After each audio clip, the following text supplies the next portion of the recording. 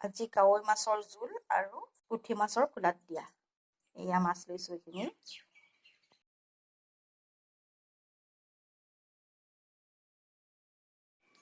জিকা দি কাৱৈ মাছ বনাবলৈ মই একেজনী কাৱৈ মাছ লৈছোঁ আৰু মই লৈছোঁ লগতে মই বনাম পুঠি মাছৰ খোলাত দিয়া আৰু এইখিনি মই খোলাত দিবলৈ পুঠি মাছ লৈছোঁ।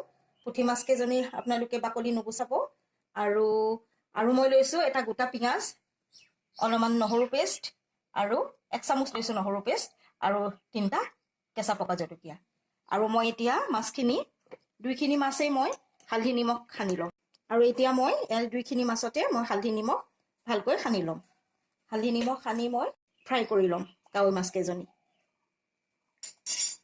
পুঠি মাছ খোলাত দিবলৈ মই এখন এনেকৈ গেছত টাৱা পাতিলোঁ আৰু টাৱাখনত মই অকণমান মিঠাতেল দি এনেকৈ চিতোৱা পিঠা বনোৱাৰ দৰে এনেকৈ মোহাৰি ল'লোঁ যাতে মাছকেইজনী লাগি নধৰে। এনেকৈ মোহাৰি ল'লোঁ আৰু এইফালে মই এখন কেৰাহী পাতিলোঁ আৰু ইয়াতে মই এতিয়া পুঠি মাছ দুজনী আৰু কাৱৈ মাছকেইজনী ফ্ৰাই কৰি ল'ম। কাৱৈ মাছৰ লগত মই ডাঙৰ দুজনী পুঠিও দিছোঁ ফ্ৰাই কৰিবলৈ। তেল মোহৰা হৈ গ'ল। এতিয়া মই পুঠি মাছকেইজনী এনেকৈ এজনী এজনীকৈ টাৱাখনত দি যাম। ষ্টভটো একেবাৰে আপোনালোকে চিম কৰি ল'ব। এজনী মই এনেকৈ ফ্ৰাই কৰি ল'ম। খোলাত দিয়া মাছ প্ৰায় হৈ আহিছে।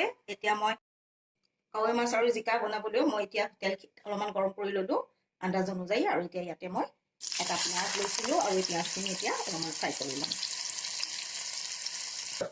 পিঁয়াজ ভজা হৈ গৈছে। আপোনালোকে পিঁয়াজখিনি সম্পূৰ্ণৰূপে ৰঙা নকৰিব, আধা ভজা কৰিব। এতিয়া মই ইয়াতে হালধি দিম আৰু নিমখ দিম। হালধি নিমখখিনি পিঁয়াজৰ লগত অলপমান ভাজি ল'লোঁ আৰু এতিয়া মই ইয়াতে জিকাখিনি দি দিলোঁ। জিকাখিনি দি দিলোঁ আৰু এতিয়া ইয়াতে নহৰু পেষ্টখিনি দিম আৰু কেঁচা জলকীয়া এনেকৈ কুটি লৈ এনেকৈ দি অলপমান লৰাই পেলাই ঢাকোনখন মাৰি থ'ম আৰু গেছ ষ্টভটো অলপমান কমাই দিম।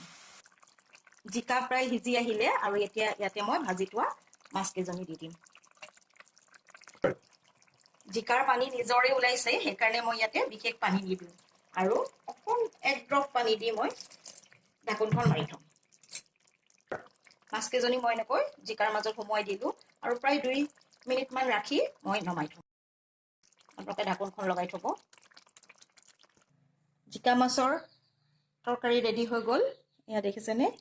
আপোনালোকে বনাব, খাবলৈ অতি সুন্দৰ হয় আৰু এইখিনি পুঠি মাছৰ খোলাত দিয়াও হৈ গ'ল। আৰু আপোনালোকলৈ মোৰ এটা অনুৰোধ থাকিল, আপোনালোকে মোৰ ভিডিঅ'টো চাই লাইক, কমেণ্ট, শ্বেয়াৰ কৰিবলৈ কিন্তু নাপাহৰিব।